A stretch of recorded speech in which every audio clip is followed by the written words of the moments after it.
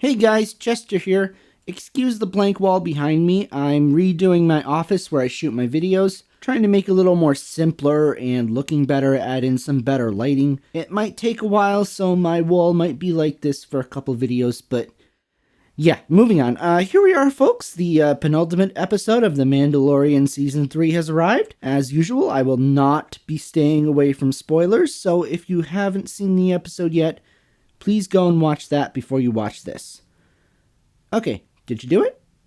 Here goes. This was another solid episode for The Mandalorian, I thought. I still think there is an emotional connection that's missing from this season overall that was there previously. Can't put my finger quite on what it is. I just feel like there's something missing. It's not that I'm not invested. I'm enjoying this season and I really want to see where it goes. It just feels like there's, something missing. But yeah, having said that, it doesn't detract from my enjoyment of this episode or this season. Things are starting to wrap up a bit here and come together. Gideon is back. The Mandalorians have finally arrived to take Mandalore. We have more information on what Moff Gideon has been up to and possibly why Elia Kane did what she did to Dr. Pershing. I'm assuming Gideon told her to do it to kind of get rid of him. It doesn't really seem like he wants the cloning to continue for the Empire. I don't think he's interested in Grand Admiral Thrawn or Palpatine's return. I think he wants to rule himself, which I kind of like. As cool as it is to hear about Grand Admiral Thrawn, I know that's setting up for Ahsoka and probably the Dave Filoni movie, and to hear about the Necromancer project, which must be what leads to the sequel trilogy. It's also nice for The Mandalorian to have its own villain, its own threat going on for those people who want to see how this story ends but aren't necessarily going to watch Ahsoka or Dave Filoni's movie. Also, he's such a great character in his own right. I don't think he needs to be someone's underdog. He's a great villain, and now with the Beskar armor, he's more threatening than ever. I have to admit that was a pretty good twist with the Imperial base being on Mandalore.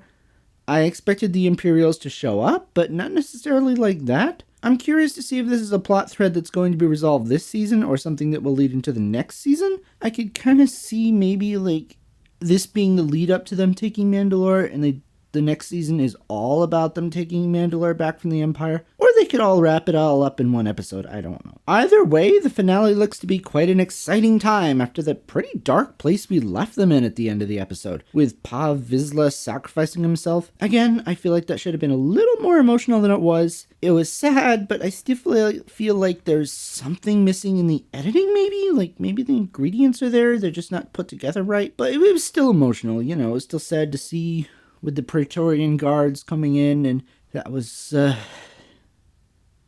pretty dark. Yeah, this did have a pretty dark, good ending. I was expecting a cliffhanger. That's pretty much what we got. Dinn Djarin has been taken away. Bo-Katan and the other Mandalorians have escaped.